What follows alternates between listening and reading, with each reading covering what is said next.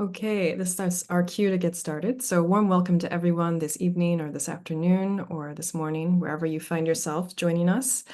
This is the second talk of the season in our MLE Friends series at Mind and Life Europe. And as many of you know and who've been following this series is for our MLE Friends community, and it was specially designed for this community. And we really try to showcase some of the latest thinking and research from members of the MLE Association and associated scholars and researchers. So this is really an opportunity to hear some of the latest thinking of one of our association members and then really engage in an in-depth conversation afterwards. So as usual, we'll have the first part of the evening devoted to the talk, and then the second part of the evening, we'll have time for an open conversation with Laura, our speaker this evening, and with each other. So before we begin, I would just like to introduce Dr. Laura Candiotto more officially, who is an associate professor in philosophy at the Center for Ethics at the University of Pardubice in the Czech Republic. Originally from Italy, she has carried out different research projects on the philosophy of emotions in Scotland, France, and Germany over the last 7 years. Her research focuses on the epistemic role of emotions as embedded in dialogical interactions and communities of inquiry. She's extensively worked on love, wonder, compassion, and shame, bridging her expertise in the Socratic method of inquiry with the enactive approach to participatory sense-making. She's also published on the ethics of knowing with a virtue theoretical approach to epistemic responsibility, and she's now exploring the enactive and pragmatist approaches to human sensibility and shared sentience.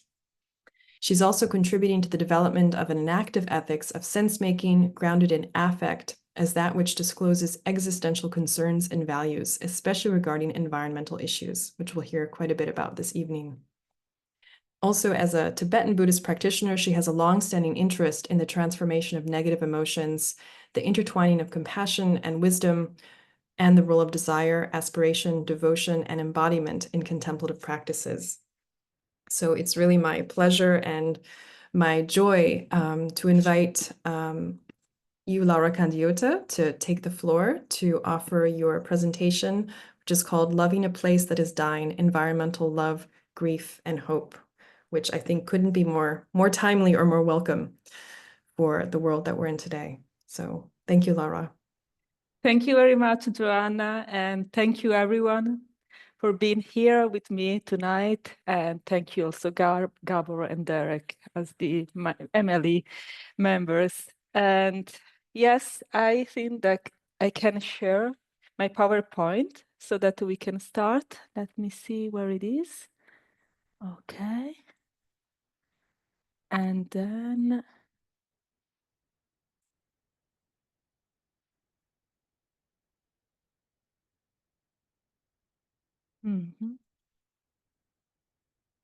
well, doesn't work as a slideshow.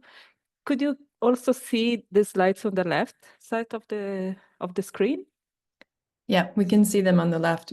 Maybe if you try clicking on the bottom symbol at the bottom of the PowerPoint might work. The other one right next to it, I think. Yeah. Yes, great. Thanks, Jan. Okay, so let me start with a first-person experience.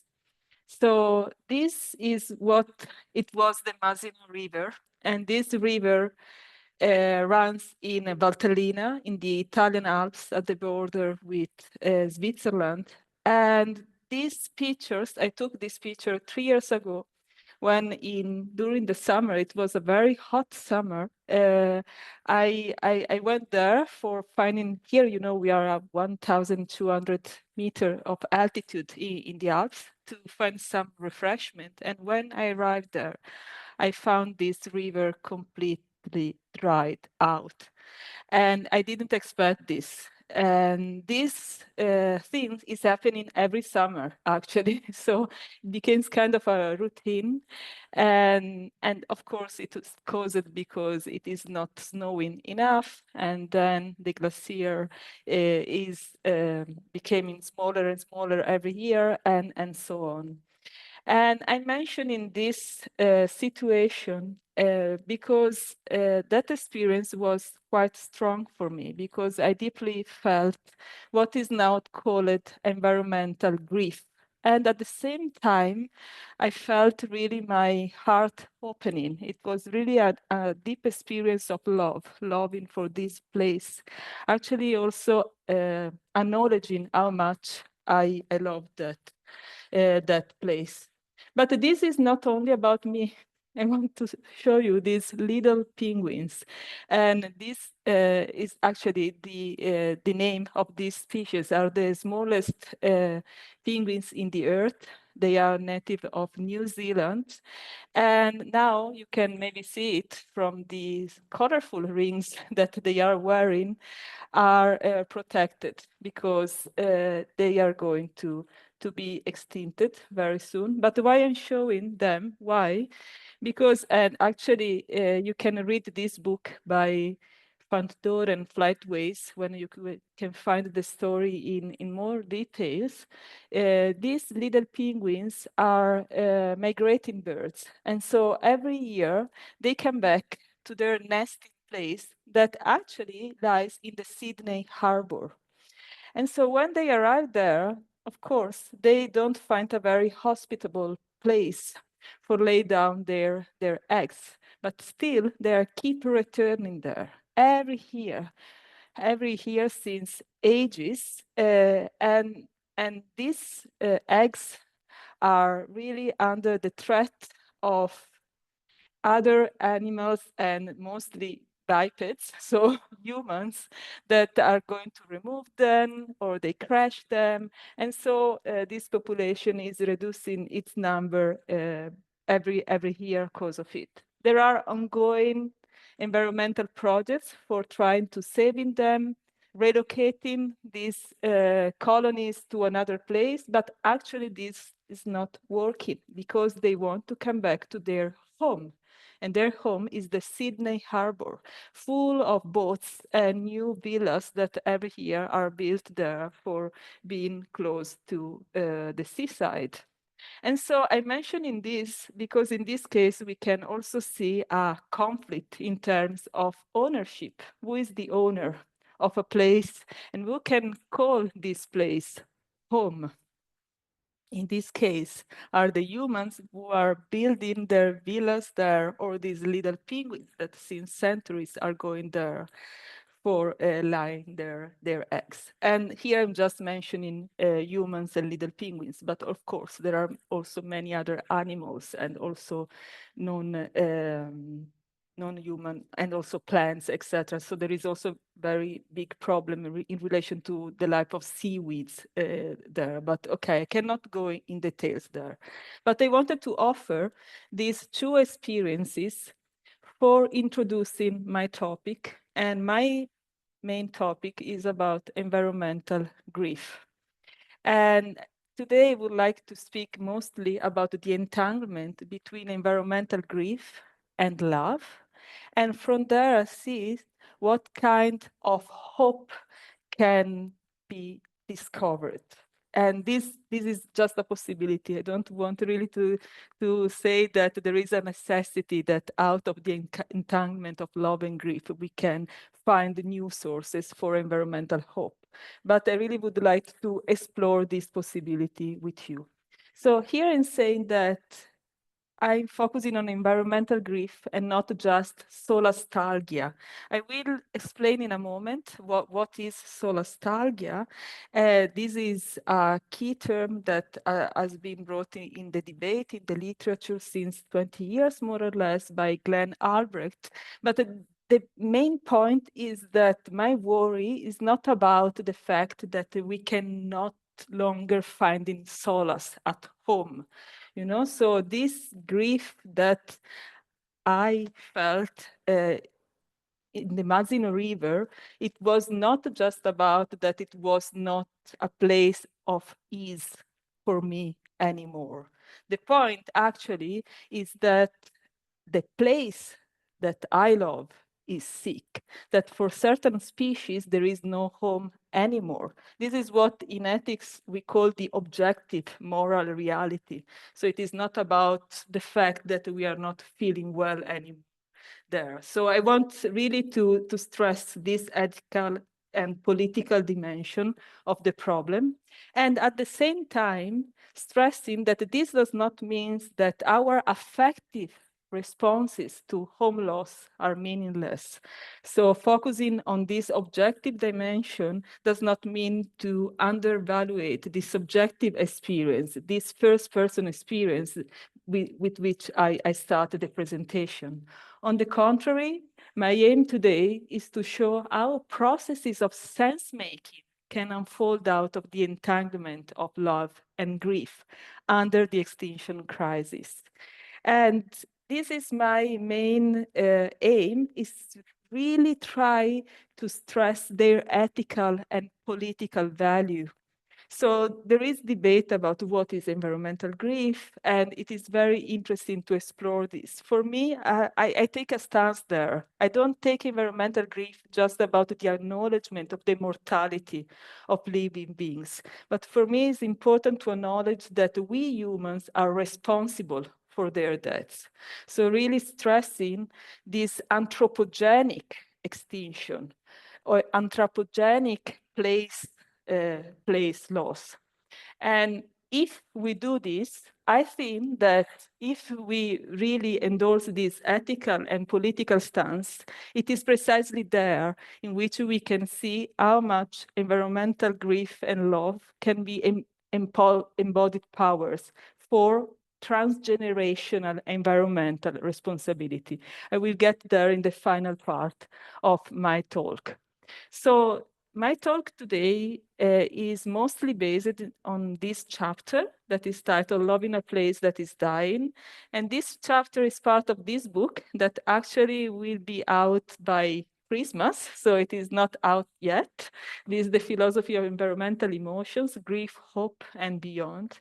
And it is a book that we edited here in Pardubice with my colleagues there, thanks to a project led by André Beran on environmental emotions.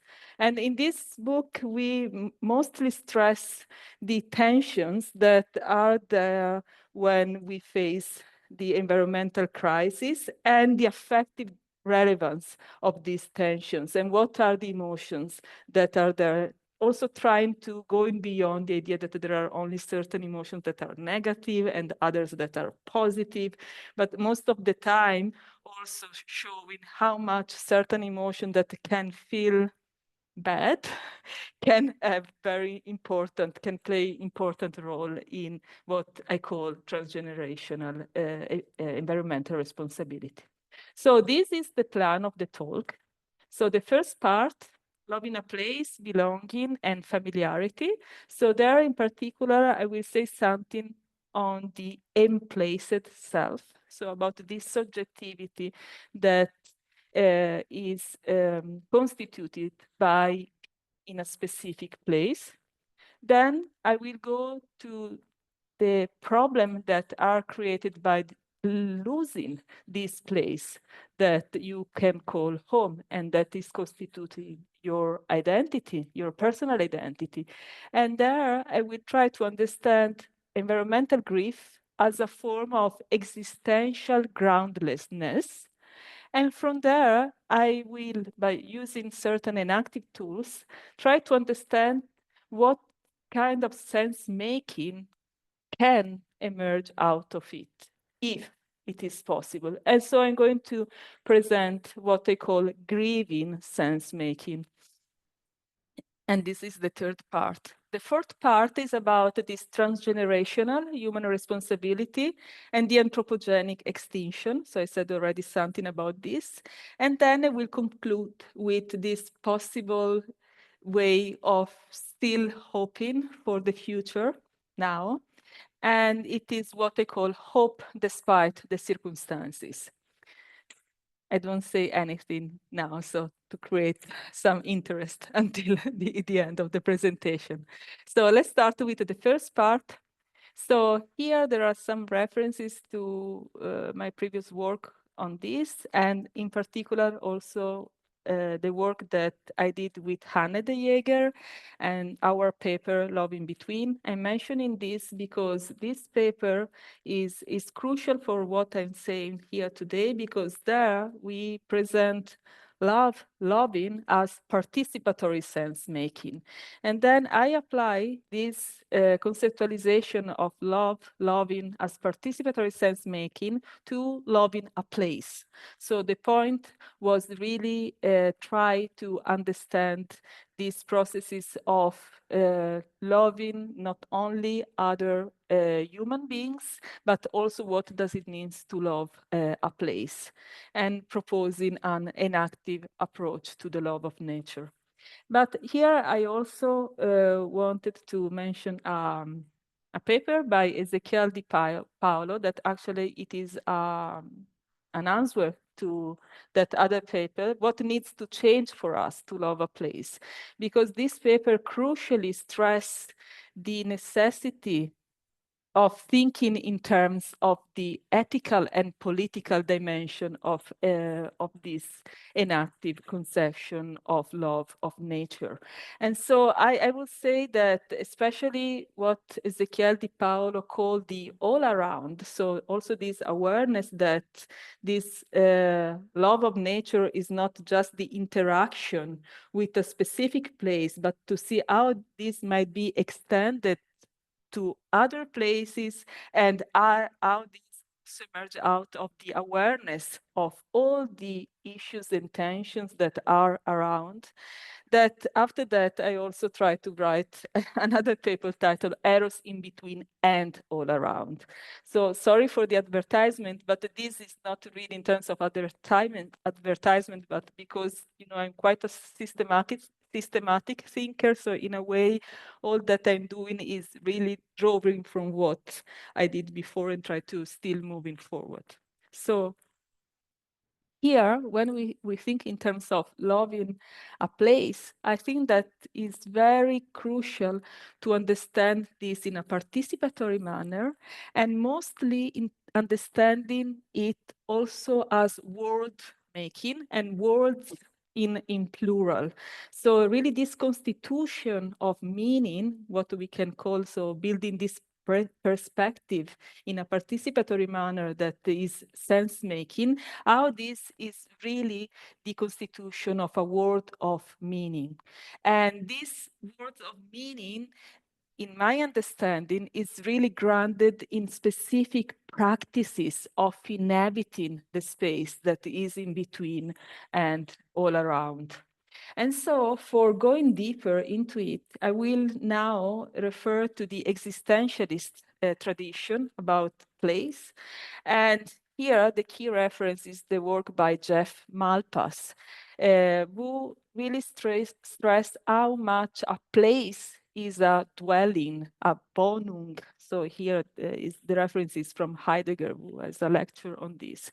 But the point of stressing this is really for going beyond a mere geographical understanding of place, or merely, as extension, but it's really a conception where life occurs. So where life as this interconnected relationship among the inhabitants take place. And only from within there, we can really understand this concept of emplaced self. I mean, so this subjectivity that emerge out of inhabiting this network of relationship. So the main idea of Malpass is that a place grounds and structures human life.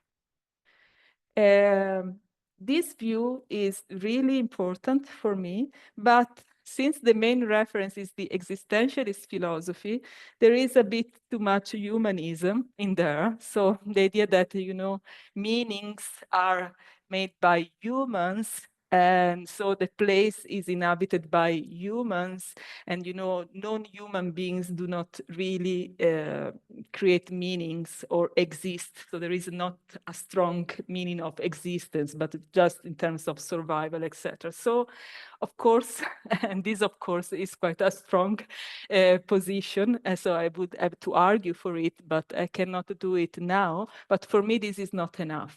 So a place is not only the living environment of humans, but it is a home for different species. And actually, this can also create conflicts. Please think again about this case of the little penguins that I mentioned at the beginning. This is the first point. And actually, there is also a debate between Malpass and Tim Ingold, who also thought about the place, about this. And the second point, that also this has not been enough stressed by Malpass, in my view, is the relevance of the affective experience in this belonging and familiarity. So in really constituting what is the meaning of place as home. So when we speak about home loss, what is the meaning of this home? And the problem of becoming homeless at a certain point, So this is the first reference, and the second one can be get from the work of Freya Matthews in this book, Re-inhabiting Reality, where she introduced this concept of the emplaced self. In the literature, we usually say the embedded self, or the situated subjectivity, but I really like this strong emphasis on the place. So the idea that really the place as the nest for subjectivity, and she strongly stressed that one's place is part of what one is. So here we are really thinking in terms of the constitution of subjectivity. And she called this that the place itself is a native. We can discuss about this because all the problem with nativism and also the political problem related to it should be discussed. But for her, so if you read her book, the point is really not that. The point is really finding home there, because the plate is the home of the native heart. So it is really the one of a place in which there could be a loving relationship in terms of mutual belonging. And so, while we can speak in terms of becoming native instead of acknowledging a state of nativity in a place, but like a practice. So becoming native by inhabiting a place with love, and also as an ethical opportunity to grow with it and within this place. So, and the point is not just the one of becoming a native, but the native of that place, the person who is taking care of this place. And so in this ethical understanding of participatory words making. So I tried also to understand this in enactive terms. So here you see we have this existentialist tradition, this important contribution that is taken by Freya Matthews. And then I understand this mostly through through enactive tools. And so the point for me is really rooting this constitution of meaning in the embodied experience of inhabiting a place by being there. But the point, and this is the main point, the main question of tonight, is what does it happen to self-identity when the place one's love is dying? So as in the cases that I brought at the beginning, because if a place is so important in the constitution of self-identity and the meaning that we can give to a place as a home, what does it happen? What kind of disruptions are experienced when this place is dying or is sick? So there is work around this, and the work is mostly around these things that are place pathologies. And here we have another reference from the existentialist tradition in philosophy, Edward Casey, who defines place pathologies, these conditions that arise from disconnected or harmful relationships that humans have with places. And the point is when to focus on distorted relationship with the place, and that this creates feelings of disorientation and alienation. And from there, we can find this keyword that I mentioned at the beginning, the one of solastalgia. So this is a new word that comes from the word nostalgia, but the pain that is experienced, the algia, the suffering, the sickness that is experienced there is not from something that is in the past or that is far away, like in nostalgia, you know, that there is not anymore the golden past, or your home country is too far away, or the nostalgia for the when you were a child.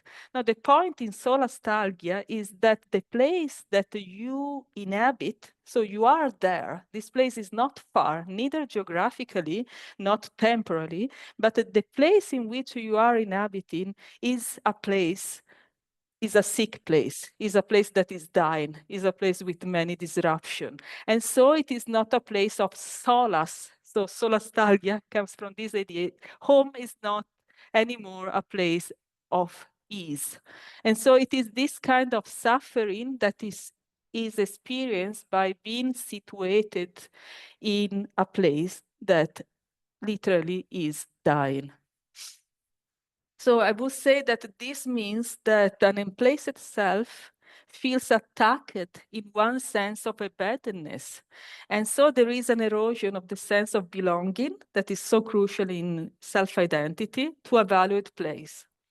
And it is not just, you know, losing a place, but losing a sense of place that is manifested as feeling of dislocation while still being at home. So I found this reflection extremely important because they really stress the constitutional situatedness of personal identity.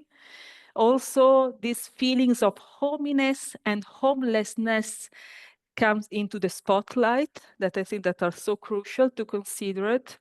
And also, these provide a wider spectrum of analysis about the environmental changes that can provoke distress.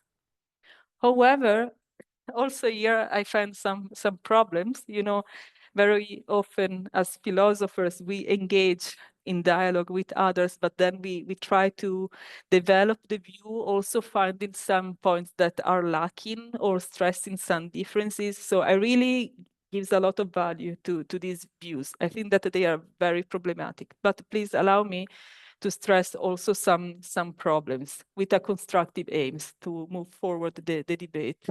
So my main problem here is really understanding them just as pathologies. Of course, it depends what do we mean by pathology, of course.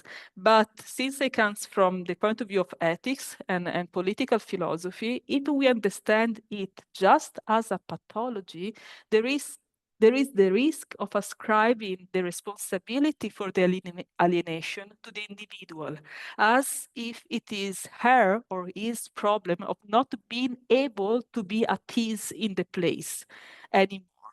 And as if the thing that should be done is the one of heal the individual so that he does not feel anymore this distress. But actually feeling this distress is crucial because it is really an expression of being aware of what is going on there, especially if we experience this solastalgia in relation to the climate crisis that, as I said at the beginning, I take it as anthropogenic, so caused by human action. So stressing too much this pathologization, I think that is quite problematic. And actually these authors comes from the existentialist tradition that is much wider. But I think that also if you read newspapers and things that are around now, very often we understand discussion about environmental anxiety, environmental distress, or grief only in expressed only in psychological terms, as if the person needs to go to the therapist, receive a treatment, some pills to heal himself or herself from this pathology. So I think that the enactive approach can do better here. So instead of understanding them as place pathologies, I will say that we really need to go deeper into this existential dimension of grief and finding all the love that is there. So the point for me there is really finding the entanglement of love and grief in the acknowledgement of the precarity of existence, and really in the awareness of a place as a vulnerable subject that need to be cared of. And I would say that are core tenets of the enactive approach, especially in relation to the participatory dimension of the experience. And from the point of view of ethics, I also think that what Francisco Varela said now more than 30 years ago about this ethical know-how can be very helpful here, because it will be the base of dealing with the situation in a proactive manner. I mean, as this ability to respond to the needs of a situation. And I really wanted to stress again this implicit or embedded dimension. So by being there, allowing this practice-oriented and relational approach to responsibility to do something for changing the situation. So what does it mean to grieve for a place? So here there is this very interesting book by Matthew Radcliffe that came out 2 years ago, 2022, and it is about grieving for a significant person in your life. And it is grief there is understood as a loss of possibilities. And not only whatever possibilities, but a loss of significant possibilities. So really an end to the process of life, of making meaning or seeing possibilities for the future. I think that this analysis could be helpful also for understanding environmental grief in this highly situated manner. So what is lost there is an existential possibility. But by existential possibility, I want to mean both the dimension of meaning making, but also existential in terms that a subject is really losing the ground in which she can build her home, in which the grass is there or the water is there in the case of the river. So I tried to understand this loss of existential possibility as an experience of groundlessness in a very embodied manner. So not finding anymore the supportive ground for being alive. So I suggest understanding environmental grief as an experience of existential groundlessness. And so here I would like to ask, who am I without you? Well, this question has been asked by Judith Butler, actually when she wrote on grief. And I would like to read this quote from Nathalie Diaz. I carry a river. It is who I am, Makav. This is not metaphor. Makav means the river runs through the middle of our body, the same way it runs through the middle of our land. So here the reference is to indigenous language from her people. And here she's speaking about the Colorado River that, as my dear Mazino River, is drying out as well. And she says that this having a river is in your body is not just a metaphor. is really what constitutes the identity of herself and the land, and actually also the language that is expressing this implacedness. Let me use this word. And I think that this can help us in understanding groundlessness from a truly embodied perspective. So it is really the ground where one walks that has no grass anymore, or the river where one baths that has dried up. And at the same time, we can say that the ground that is disappearing is one heart home, if we want to use Freya Matthew expression. So, and this should be, in my way, in my understanding, understood also in a diachronic manner. So when I stress, this emplacedness, this situatedness, and focus is very much on place, but also time is there.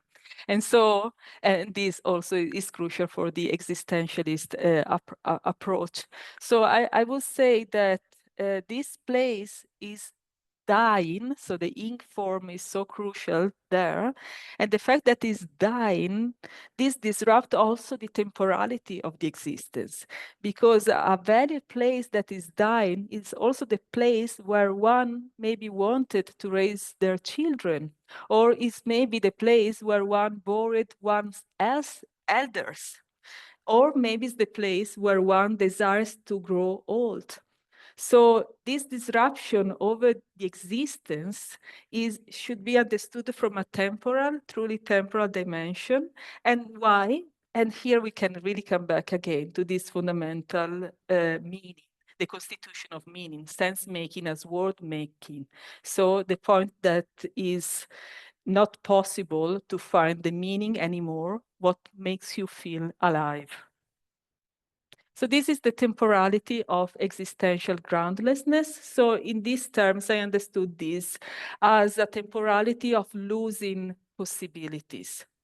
And so the point for me is that this grieving is ongoing and can start even before a place is completely died. So I think that I needed to go a bit quicker because I wanted to get also to the hope dimension. So I'm going to skip this slide. Sorry about that. But let me first address an objection. So here I'm trying to show that we might have a form of sense making that we can call grieving sense making. But this might be kind of counterintuitive. So if here I'm saying that, there is a disruption of meaning, it's not possible to find meaning anymore, there is a feeling of homelessness, why could I call what is going on there as grieving sense making? What sort of meanings are there? How could grief be a process of sense making? I would say, and this is my way of expressing this maybe in a poetic manner, that the grieving sense making is the other side of the moon, not just the other side of the coin, but of the moon, an entire planet of loving sense making. So that there is so much love in there, in that also grief can be a process of sense making. So grief as cordolium, as sometimes as Italian, we still say grief as cordoglio, that is the suffering of the heart. So I want really to stress that grief can be sense making because it is a form of loving sense making. But where is love in this experience of groundlessness? Why does this experience not lead to nihilism of the absence of meaning? Well, of course, this can happen and happen very often. So I don't want to say that this is not the case. But my point is precisely the fact that first, we needed to be responsible toward it, and so we need an ethics and a certain process of cultivation in order to make this experience of groundlessness a source for environmental responsibility. First point, very practical. But the second point is that there is a very basic process of sense making in place there, even there when there is no meaning anymore. And it is what Matthew Ratcliffe called the emergence of a grief word. So there are still words that are emerging there, but they are grief words. So the meanings that are emerging are kind of gloomy and problematic. But yes, this might be not enough, because the point here is that if this environmental grief can be a source for environmental responsibility, should we also be able to find the emergence of new meanings, not only the emergence of grief words? Is it possible? So here really I wanted to be careful, and I think that it is important to stress that my focus on this generative aspect of groundlessness is not a denial of the loss. Actually, the loss needed to be acknowledged, and we have a responsibility to see this first. And second, this idea of the generation of new meanings, in my view, should not be understood simply as a moving on, because this would be kind of irresponsible, especially from the perspective of anthropogenic extinction.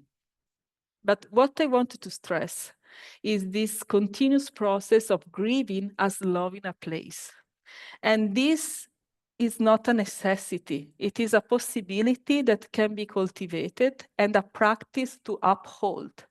It might even be something one needs to submit to, not a deliberately planned activity. And precisely there, hope can unfold. So this is my intuition that I'm exploring now, and I hope that we can have a conversation on this. So that it is precisely this entanglement of love and grief that a new type, if you want, of hope as generation of new meanings can unfold. First, I need to understand this kind of hope not as a desire for a golden past, neither a desire for a bright future. And this is a new paper that I'm writing with this title. And of course, as also Albrecht stressed it, there is this desire of bringing back your lover when you are grieving, or bringing back your valued place. But in certain situations, this is not possible. And for many also, this destruction has been ongoing all their life. So it could be kind of elitist, understanding hope in the way of reestablishing a golden past, because there are people, populations, and countries in which this ongoing process of dying is happening continuously. So I think that this way of understanding hope is highly problematic. And so my way is really finding it in the practice of environmental responsibility, and in this motivation for action. As I said, it is a premise by the acknowledgement of an anthropogenic extinction and even ecocide, we can call it in this manner. And the idea is that we can cultivate the desire that is there in grief and in loving, and being channeled to transgenerational responsibility. Transgenerational means really having in mind, having this future-oriented attitude that is so crucial for hope. And here, in particular, thinking about the future generation, so the possibility of offering them a place to live, a home. And so here, there are two books that I would like to introduce a bit, because there are two ways of dealing with the situation. So there is this very interesting book by Roy Craston that is titled Learning to Die in the Anthropocene. And then there is this other book by Andreas Malm that there is not in the title, but it says that we need to learn to fight. So should we learn to die, or should we learn to fight? So I will say that Scranton view is quite important, also because in a way it stresses this, this precarity of existence, the fact that existence is vulnerable, mortality, impermanence. But as Malm said, this can really lead not only to despair, but also to a sense of inevitability, you know? So this is life. What could we do? And so really eroding at the ground the possibility of responsible action. And so this inevitability about societal collapses and ecological disasters. And so Andreas Malm, and actually he also worked with many movements of young people in Northern Europe, mostly, who are the No Future generation and the Friday for Futures, etc., trying to see what kind of action can be envisioned there. And he calls this learning to fight. Well, I completely disagree with the method that he suggests. Is a militant stance, actually, to blow up a pipeline. My way is different, but I align with him with this idea that we need to learn to fight. And for me, this fight is more in terms of denouncing the injustices and holding our responsibility in replying to the situation. But instead of militant action, I would recommend using grief and love together. And so here we can have this form of transgenerational responsibility that is temporally extended. So it is not just about us, it's thinking in terms of future generation. And at the same time is localized, is here and now. So community-based, networked, local intervention. And there I would like to stress the role of solidarity and participatory sense-making. So understanding participatory sense-making from an ethical point of view as the ground for developing solidarity. And at the same time, also being aware that it's not just human-centered. So please have in mind always this example of the little penguin in the Sydney Harbor.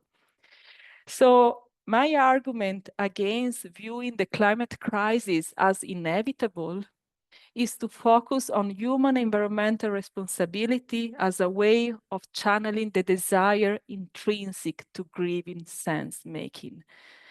And for me, this is not just magical thinking, and if through our love we will stop the climate disaster or having the golden past, but it's really the place in which we can find hope. And the hope I have in mind is really an embodied affective commitment to life despite the circumstances. So precisely there, under the extinction crisis, precisely there where the river is not running anymore, finding there the commitment to life and do what is needed, replying to the needs of the situation. So it is a practice-oriented affective stance that aligns with conservation and reparation work. So here we can discuss, okay, in practice, what should be done? I think that this should be analyzed case by case. So it is not my role to say what should be done in the Sydney Harbor. I'm not there, but I can contribute to the conversation. The point is having this networked activity, and at the same time, what I can do, since I live near the Masino, I can try to do something there.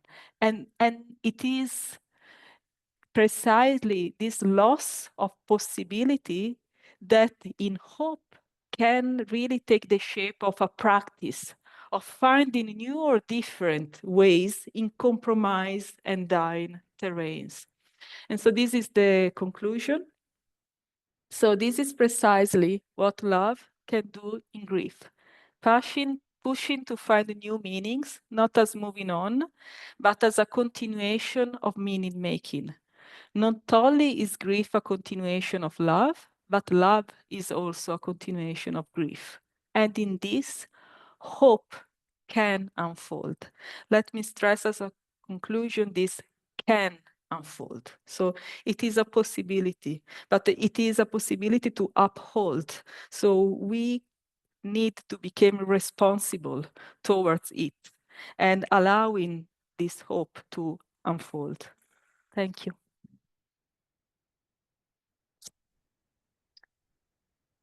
So maybe I stop sharing so we can better engage.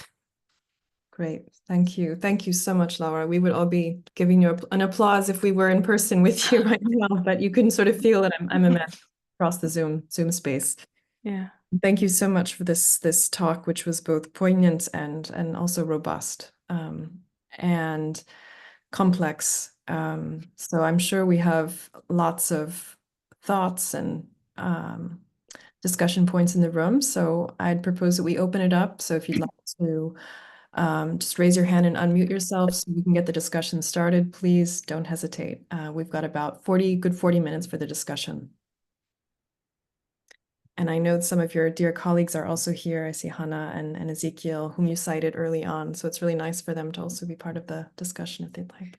And please also ask me clarificatory questions if you need, because at some point I had to go a bit quicker. I noticed that, but I was aware of the time and I really wanted to have this conversation with you. And so not using all the time that we have, but I can come back to some point. Yeah, that'd be great. That'd be great. I see Catherine already has a question. Catherine? Yes, thank you so much, Laura. I really appreciated your talk or your sharing, I would say. I have a question or maybe a comment, and it's not a provocation, but listening to you, I've been thinking about also, of course, we are one of the species of in this world, but there are so many others who are also, which have, of course, some kind of intelligence or some kind of way to react. Just a simple example. For example, some of the birds are migrating differently with climate change, for example, or fishes would go through different seas to get a better ecosystem or an ecosystem that is better for them. So, I mean, in a way, I totally agree with what you suggest and what you offer tonight, I would say. But I think it's also interesting to see what the other species, plants, or because plants are migrating also, you know, in the mountains or in different ecosystem. And what can we learn from this, from the different species, animals or plants or bacteria maybe? So I was just wondering if you have this kind of thought about this when you present this or when you're working on this and you research. Of course, you have been saying several times that it's an anthropogenic view and the way we look at what's going on and our responsibility, of course, as human species, but we're also belonging to a large family. And so how do you think about this? I'm really curious about how you integrate this. Thanks again for what you shared, because I really appreciate it. Thank you very much, Laura. Thank you, Catherine. I really like your question, and actually, I agree with you. And in a way, I decided for this presentation and also in what I'm writing to take a stance and kind of going strong with a responsibilist approach, because I think that we are really in a moment of crisis of responsibility. And I think that this is highly problematic. So I try to offer some ways for nurturing our environmental responsibility in this case. But as you might imagine, I really don't want to sound anthropocentric or just thinking about what humans can do. And actually, we can learn a lot from other species, as you said.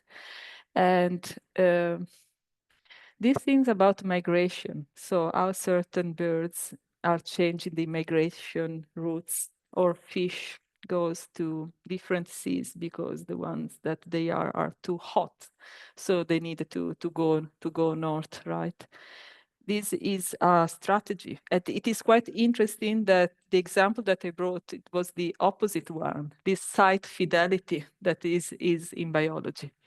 So in a way, my strong stress on home might sound a bit reactionary, like without endorsing this change, this need of, adapt to new places, changed situations, etc.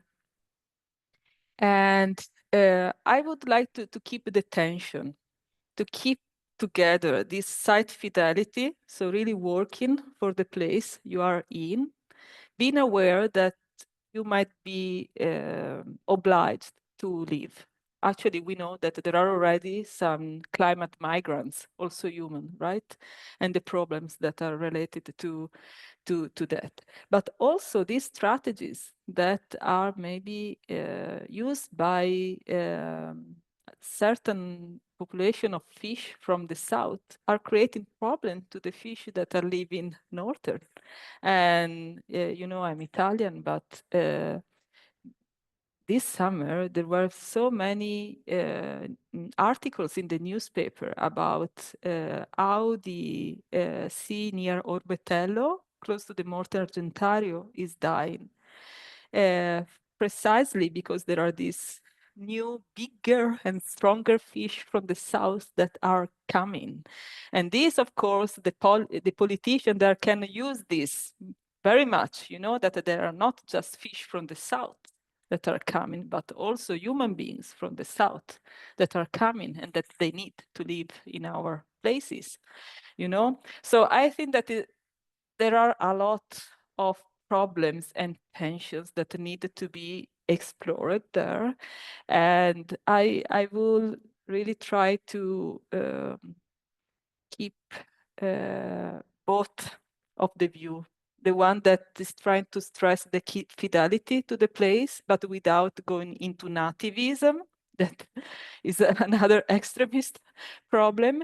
But neither not say, okay, we need to adapt and embrace change and just learn to migrate. Because also this might be irresponsible towards the place that nurtured you and it is your home.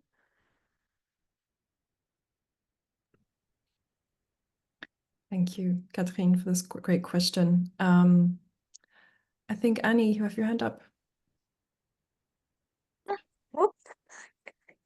Yes.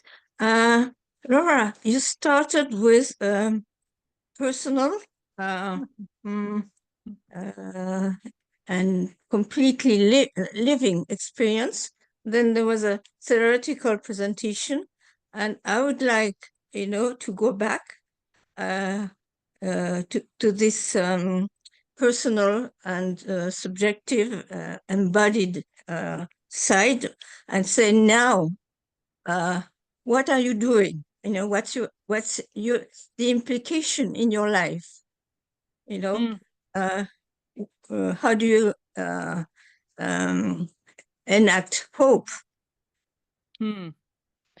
Well, really speaking from a very personal point of view, what I'm doing is mostly working in education. So also as a teacher, I really try to work with my students, the future generation, and really try to nurture and cultivate this, and also publishing papers, and so this kind of intellectual work. But I'm also part of some organization, especially I'm part of sentiero bioregionale in Italy, again, but it is a network of people who are trying to taking care of their place. So the notion of place is really there, and the point is really about inhabiting a place or re-inhabiting a place. Some of you might have met Ethan Ade a few years ago in Pomaya. She's part of this network as well. So this is the part that is more related to activism, if you want. But for me, I would say that it's always a matter of cultivation of seeds. So that can be in education or where you live and in the network. That's, yeah, this. I think it's important to investigate this question of grief. Nevertheless, myself, I'm part of such networks, and in these networks, there's no grief somehow. There's just the full experience of life and not looking towards death, and let's say connecting to the emergent future. And it's a totally different mindset. And I'm specifically referring to a network I'm part of, which is the network of the Presencing Institute, which is actually, it comes from Varela's work, but it's awareness-based systems change. And there, it's a network of change makers. And the issue of hope is completely irrelevant. And myself sometimes been running workshops, and the exercise I give to people, it's kind of not just thought experiments. Okay, you're on the Titanic. Okay, what do you do? And then it's interesting what people come up with. It's form of meditation on the type of topic you're dealing with. Okay. And And very nice. Okay, thanks. Very nice. Thank you very much for sharing this. Thank you, Annie. Ezekiel? Yes. Thank you, Laura. I have several questions, but I think I'd like you to perhaps say a bit more about how did you see this connection between grief and hope? Particularly, why did you think that grief is the right sort of affective attitude that we should take? I know I understand why that seems very clear, but in a way, if grief is the loss of possibilities,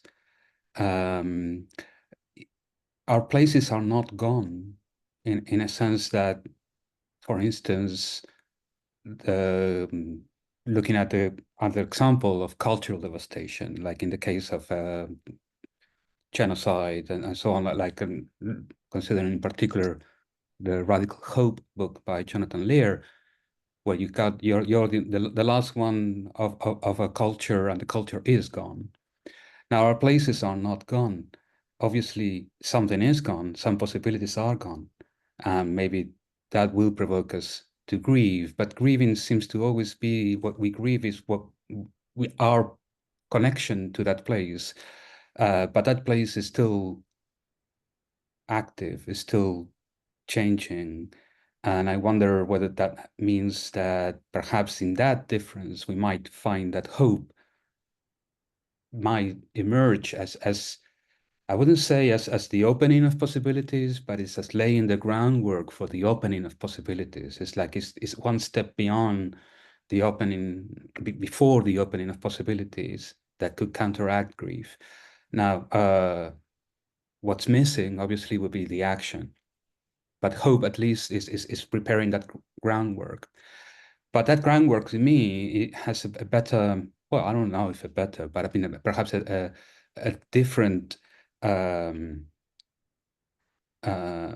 motivation, in that when you look at the rocks on that riverbed that is dry, and you start looking at the rocks as rocks, they might immediately bring you back from an attitude of grieving for the loss to an attitude of and finding a way to change and participate in what's left in order for that to flourish, for becoming a rock park of some kind or something like this. I understand that losses are real. I'm not saying that there are no losses and that one can grieve for them, but I'm curious about why we must follow that kind of path. You know, we have to acknowledge the loss and our responsibility. We must engage in this sort of special sense making that is provoked by grief. And finally, we must find hope in a way that perhaps I couldn't quite follow, where things are not quite lost. That's what I wanted to say. Yes, there is a lot. Thank you. I have to think more about this and quietly. But for now, I can maybe say something. So I get to grief from love, and I'm still thinking grief under this love of nature. And so I try to stress it how entangled they are, because arguably one grieves for something or someone who love, right? So you cannot grieve for something that has not value or meaning for you. And this actually has been also called kind of egotistical, a kind of attachment, and so not really an emotion that can be so valuable for ethics and morality. But this is another story. And so there are people who say, oh, well, it is not really grief, for example, a source. We need to focus on shame and guilt, especially the people who are wanting to stress, you know, this anthropogenic transformation. They're working a lot on this. And I think that my way is going to grief for finding love there, but mostly because I think that the grief has this power of acknowledging the loss. And one of the main problems that I find when I think about the crisis of responsibility is a form of indifference or denialism, even, so that we need kind of this very strong emotion and really work with the suffering that comes with it for really acknowledging it. Because acknowledging is not just knowing that there is the climate crisis. It's something that is effectively charged, and grief has this power. Well, you know, there are different theories.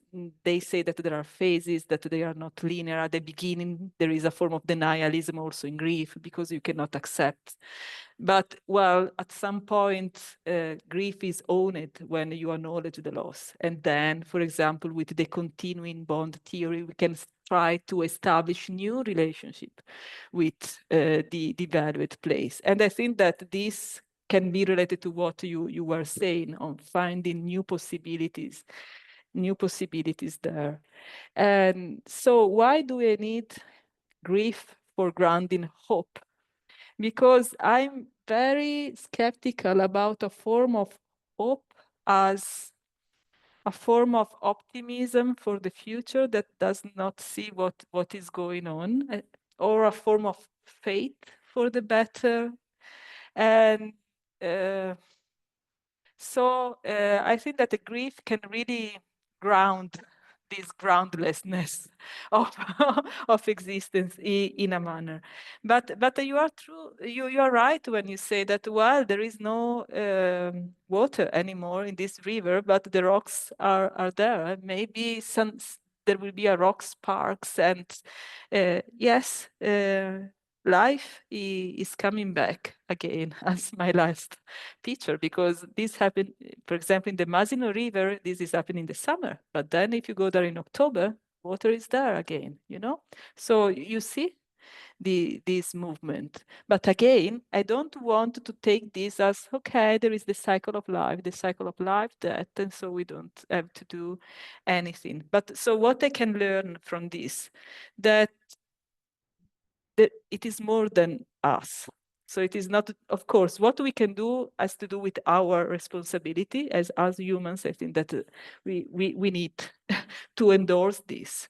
But it is not just the titanic, powerful mastery of nature so that these things are not going to happen anymore.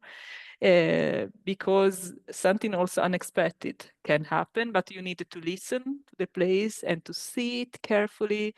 And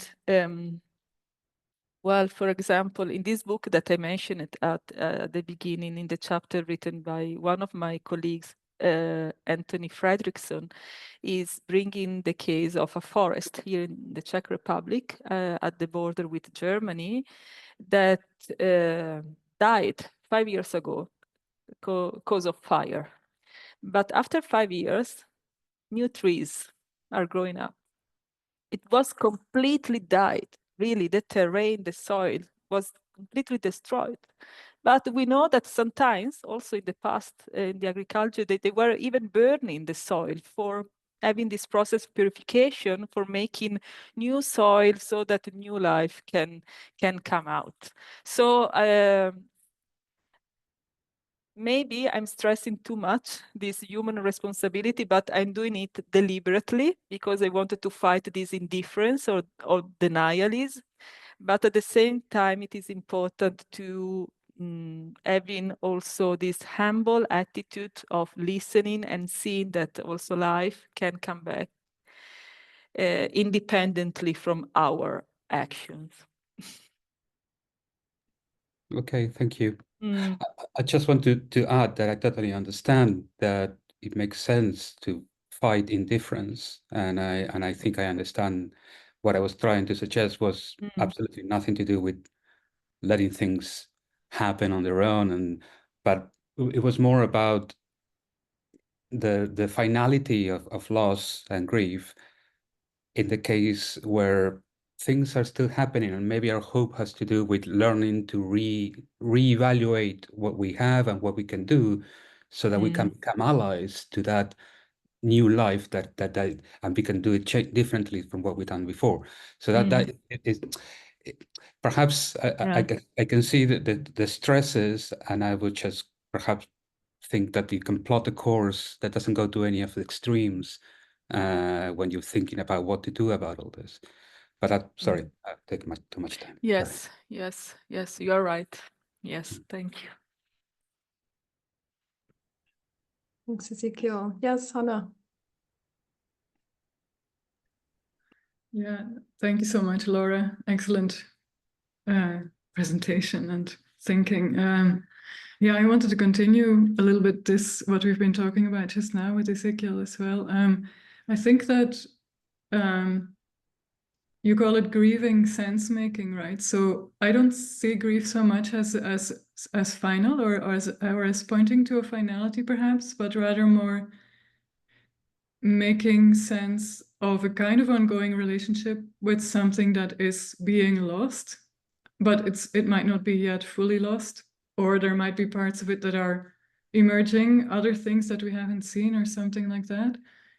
And I think because you use the loving and knowing engaging epistemology as a ground for that, something that might be helpful or that is relevant, I think, is that I propose that it's actually a navigating between under and over determination, between knower and known.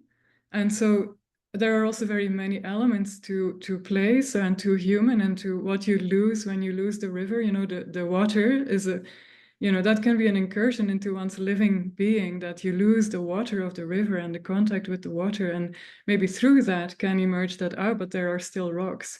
But these new meaning makings or the grieving sense making, that is an ongoing transformation of both the known and the knower.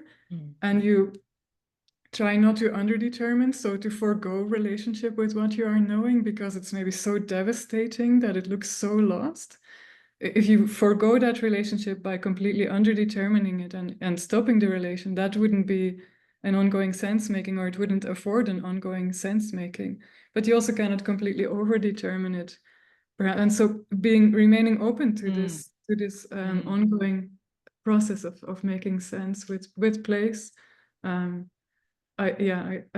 think that's maybe an element. Yes, this is so important, and actually you are really pointing to an element that is really crucial and that I haven't stressed enough. So this ongoing relationship and this grief that is not only about something that is completely lost, but it has really to do with this ongoing relationship with something that might abandon you, but maybe also not. And so really being there, and there might be different possibilities. So also in terms of conservation work, as I said, right? So to try to repair or change the things. And yes, thinking in terms of under and over determination is important. So maybe in a way maybe the concept or word of grief might be sound too extreme, being associated immediately to the complete loss. I don't know which other concept can be used instead, or experience more than a concept. Affective experience can be used there, because we usually take love and grief as the two. But so I try to do this by saying grieving. It's not just grief, but it's grieving, and also it is ongoing.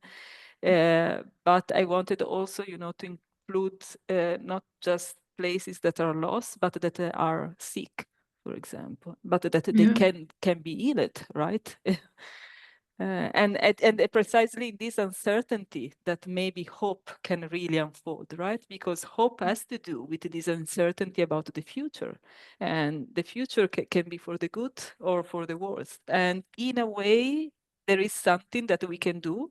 Then, of course, it's also more than us, so it has to do a lot with also listening, acceptance, and knowledge, etc. But at least what we can do should be done, I would say. Yeah, and you call it grieving sense making, right? So I think that's really about moving through this knowledge and what knowing makes or does with each partner. Yeah, because I also try to think, but am I just equating grieving sense making and loving sense making?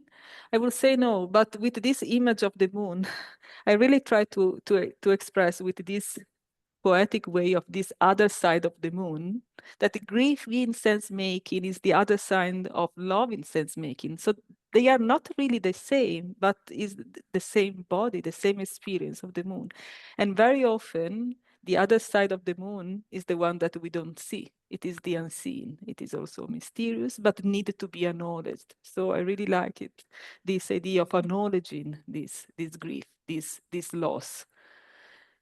And from an ethical and political point of view, also understanding this as, holding responsibility of seeing this clearly.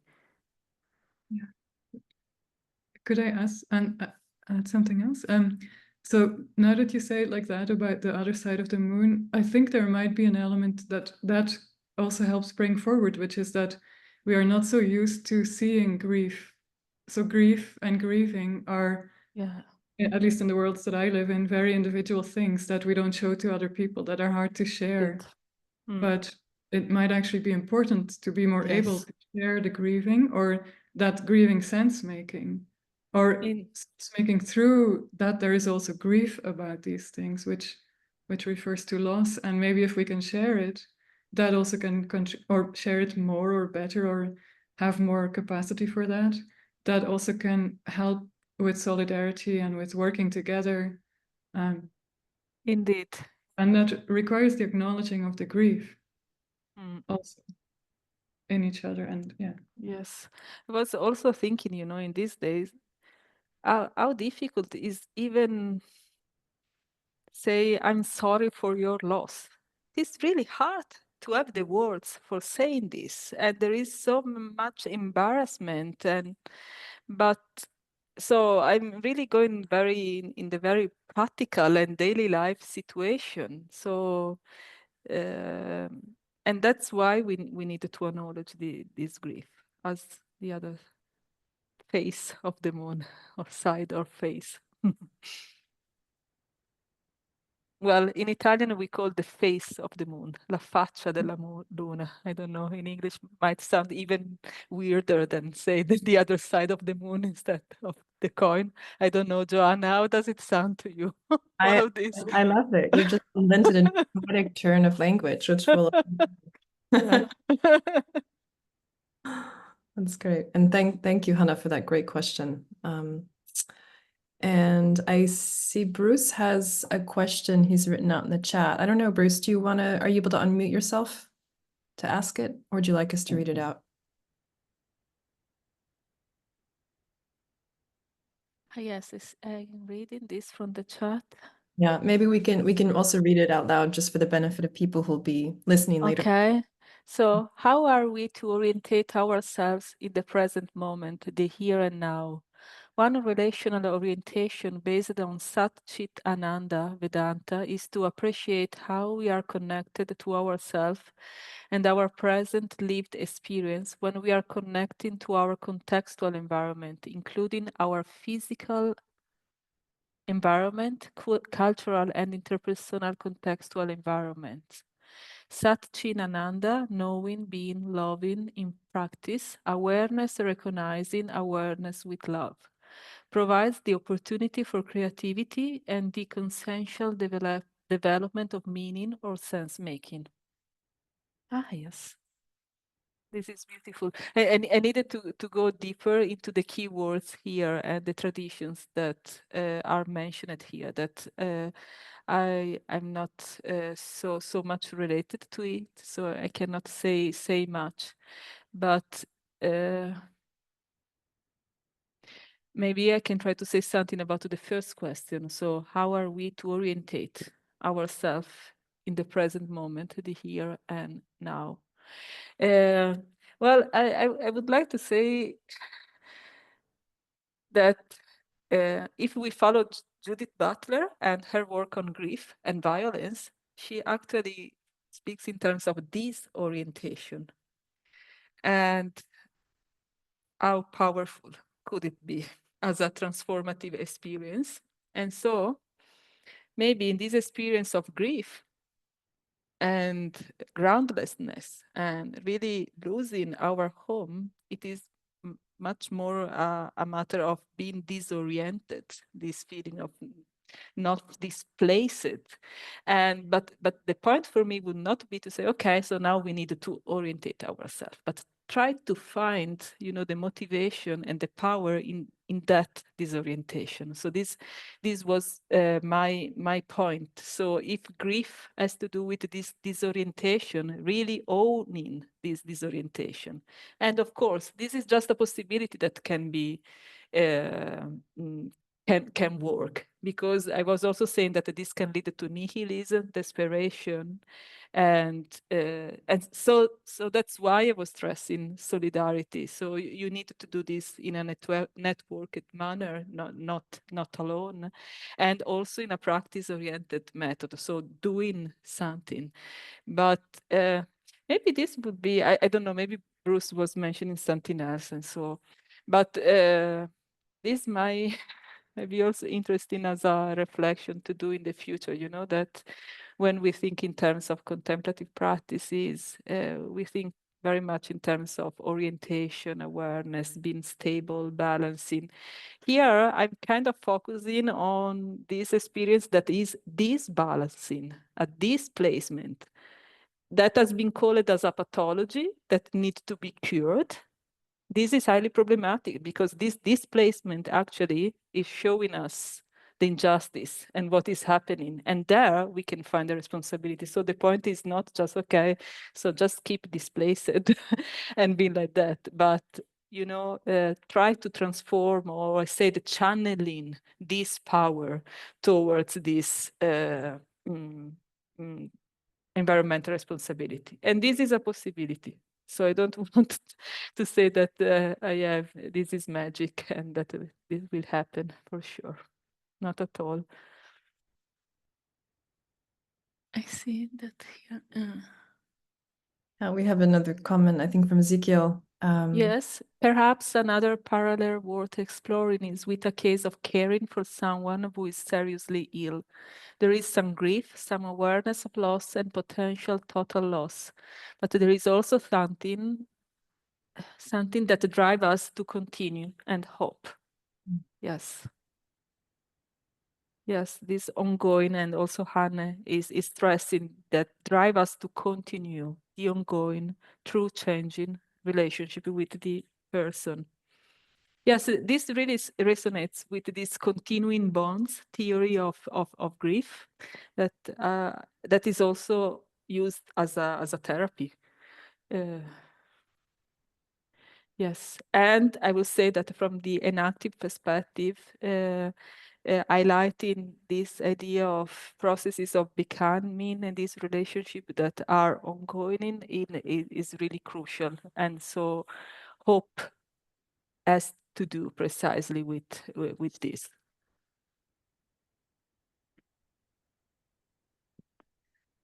Also, this idea that ongoing is maybe only not just about us. So if we really endorse this idea of transgenerational, so maybe it is not about me. I'm just thinking about, the grandchildren of someone else, because actually I don't have children, So it's also extending well beyond some egotistical concerns, right? Grandchildren are also of not necessarily non-human grandchildren. Yeah. And maybe also the meaning making that you referred to, Laura, is constituted across generations too. That it's not Yes. for a single lifetime, because these are also ongoing Yeah. processes, which are Mhm. making Mhm. across generations. Mhm. I'm aware of the time, so I think we'll close with one more question. So, Annie, do you have another question? Is it a brief question?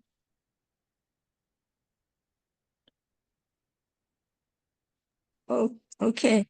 It's just continuation of what Ezekiel said, which is we talk about grief. The reference is to death. Nevertheless, Laura started with sickness. The river was sick. And if the metaphor is sickness, it brings out a totally different approach, Mm. Mm.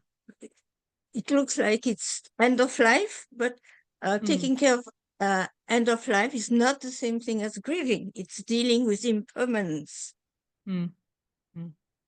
So it's a totally different approach, which is complementary. We're not grieving. There's no death so far. It's impending death. Mm. That's all I wanted to say. Yes, this is correct. Still, at the same time, and it is not just, that as a philosopher, I need to bite the bullet and say, no, but I really think that, a focus on grief is very important, not just about, the present moment, but also the possibility of grieving for a place that might die in 30 years if I don't do nothing, So, and there we can start to do something. So it is important to start grieving well in advance, in a way, when there is still some time. Well, there are some environmentalists says that there is no time anymore. It is already too late. We cannot enter into this debate now, but well, as Greta said, our house is on fire now. Maybe there will be a bigger fire in 50 years, so it's better to start grieving for this fire now. for doing something, so that this big fire maybe will not be there in 50 years. And why? Because we are also thinking about the grandchildren, our grandchildren. But yes, I know, it's hard. And on that note, actually, Laura, we'll be having another talk in a couple of weeks by Professor Tim Lenton. We'll announce that in just a second, but it's very much related to these questions of tipping points and whether or not there are still positive tipping points to be had at this time. So it's sort of a non-intended segue into that next talk, which is maybe This is good. a good place to end.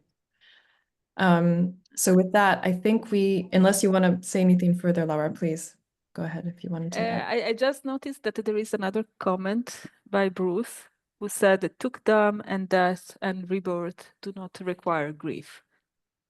Yes, and they do not even require hope or fear.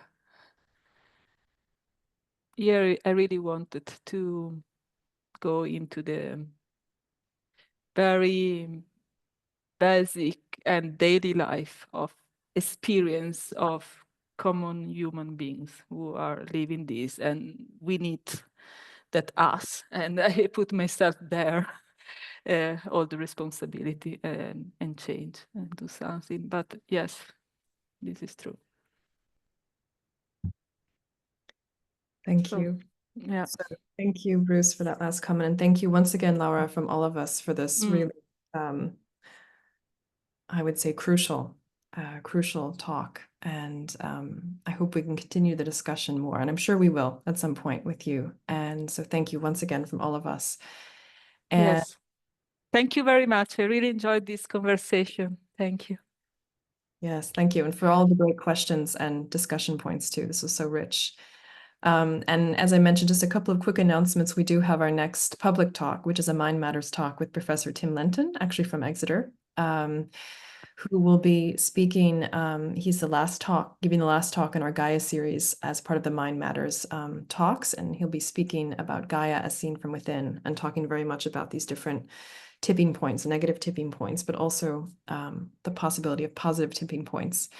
So that'll be on Wednesday, the 27th of November. And then we have a contemplative practice session open to all on the 17th of December, if anyone would like to sign up. It's a nice moment to do exactly what you've just laid out for us in some sense, Laura, which is to take stock of the grieving and all other sorts of emotions we're having right now. So you're invited to both of those, and we look forward to seeing you back very soon. Thank you, everyone, and have a nice rest of your evening or day. Bye-bye.